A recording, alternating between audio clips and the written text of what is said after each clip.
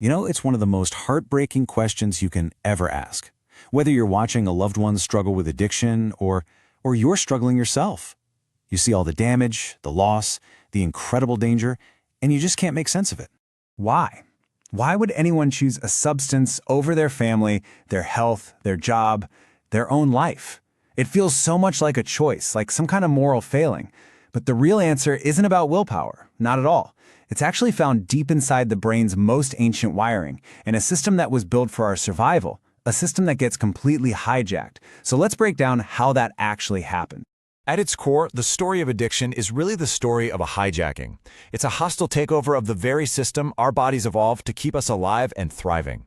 And the main culprit in this whole deception, it's a chemical you've definitely heard of: dopamine. Right, dopamine. You've heard it called the feel-good chemical. And that's basically what it is. It's our brain's internal reward system. When we do something that feels good, especially something that helps us survive, our brain gives us a little shot of dopamine. It's like a gold star that says, "Hey, that was good. Do that again." Think about it from an evolutionary point of view, right? For millions of years, our brains needed a way to make sure we'd go out and find food, connect with other people, build communities. So it created this brilliant little feedback loop. You do something that helps you and the species survive, you get a dopamine reward, and now you're motivated to do it again. It's a simple and, honestly, a beautiful system. So let's put some numbers to this. When you eat a really fantastic meal, especially if you are super hungry, your dopamine levels can jump up to about 150% of normal. That feels great, right? It's a powerful signal from your brain telling you, remember this food, find it again. An even stronger, natural reward, something essential for passing on our genes, can push those levels to 200%. And really, this is about the peak of what our brain's natural reward system was ever designed to handle. This is what nature intended as our ultimate motivation. But this is where everything changes. Because drugs of abuse don't play by the rules. They completely bypass this natural balance system. They're a chemical shortcut to a level of reward our brains simply did not evolve to deal with. So take cocaine, for example. It doesn't just give you a little nudge of dopamine. Oh no, it floods the brain, spiking levels to 350% of baseline. That is almost double the most intense natural pleasure our brain can even produce. And then you have something like methamphetamine. This causes a release of dopamine that is it's almost incomprehensible to our biology. It spikes it to over 1,000% of baseline. 1,000%. And when you see it laid out like this in a chart, it's just stunning. The natural rewards, the things we literally need to survive, are completely dwarfed. To the brain, this insane drug-induced flood feels more important, more vital than food or love or anything else. And that right there is the core of the problem. It's not just a bigger reward, it's a hijacking. The brain's entire survival to-do list gets rewritten. The drug goes straight to number one with a bullet because its dopamine signal screams louder than anything else. See, this isn't a lack of willpower. It's a brain responding to a signal that is overwhelmingly, deafeningly powerful. So once you understand that biology, you can understand this crucial next point. This process leads to a recognized medical condition. It's time to change the conversation from blaming a person's character to treating an illness of the brain. And look, this isn't just some new idea or a theory. The scientific consensus here is overwhelming. We're talking about major global bodies like the UN who have all unanimously agreed addiction is a brain disease and it has to be treated as a public health issue.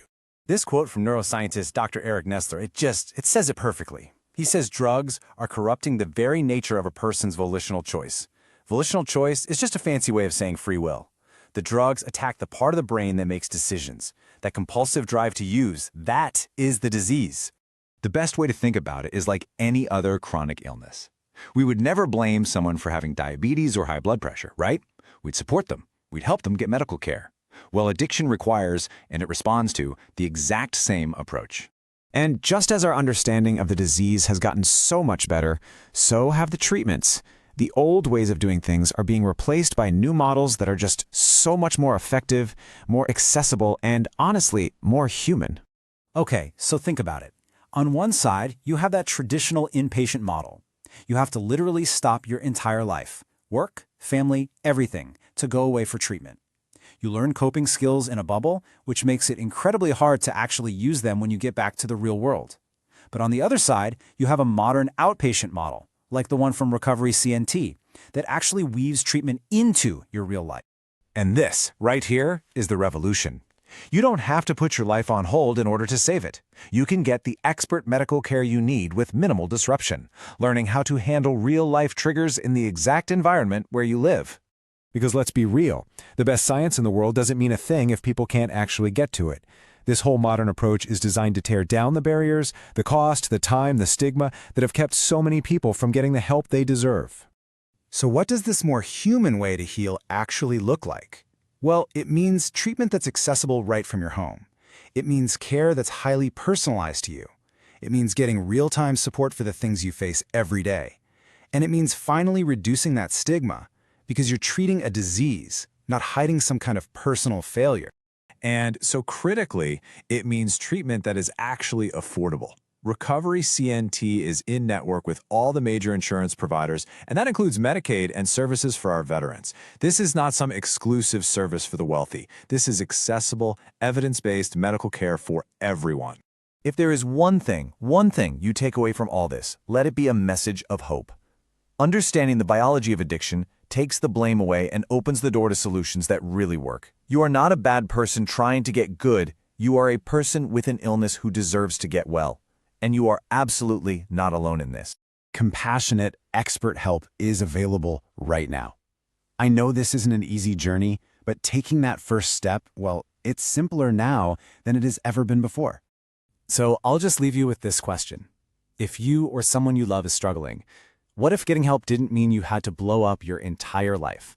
What if it just meant building a new one, starting today?